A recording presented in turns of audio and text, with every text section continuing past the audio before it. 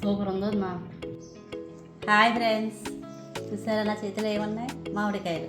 ఈ మామిడికాయలతో ఏం చేస్తాను అనుకుంటున్నారు? తురుము పచ్చడి పెడదామని అనుకుంటున్నానండి. ఎలా చేస్తున్నానో వీడియోలో పెడతాను, వీడియో చూసేయండి. ముందుగా మామిడికాయలు కడిగేసి గుడ్డతో తుడిసేసుకొని శుభ్రంగా తొక్క తీసి ఉంచానండి. ఇంతలో మా మరదలు వచ్చిందండి. మా మరదలు కొంచెం హెల్ప్ చేసింది. మామిడికాయలన్నీ తనే తురిమేసింది. ఈలోపు నేను ఎల్లుల్లిపాయ గుళ్ళు ఒలుసుకున్నానండి. తొక్కలు తీసుకున్నాము. పోపుకి రెడీ చేస్తున్నాను.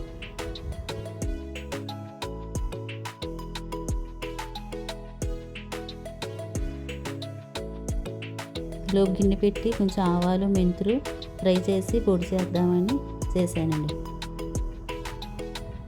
గిన్నె పెట్టి మేము కొంచెం పోపుకి రెడీ చేసుకున్నామండి. ఆ పోపులో ఏం వేసామంటే ఎండుమిర్చి, ఎల్లుల్లిపాయల గుళ్ళు, కొంచెం ఆవాలు, ఇంగువ వేసి కరివేపాకు వేసి పోపు పెట్టుకొని పక్కన పెట్టుకున్నామండి.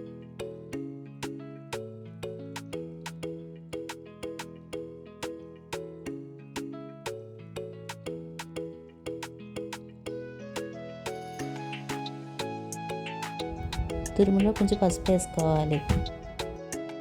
ఆవాలు మెంతులు ఫ్రై చేసాం కదండి, అందులోనే కొంచెం ఎల్లుల్లిపాయ రేగలు వేసి మిక్సీ పెట్టి ఈ మామిడికాయ తురుములోనే కలుపుతున్నామండి.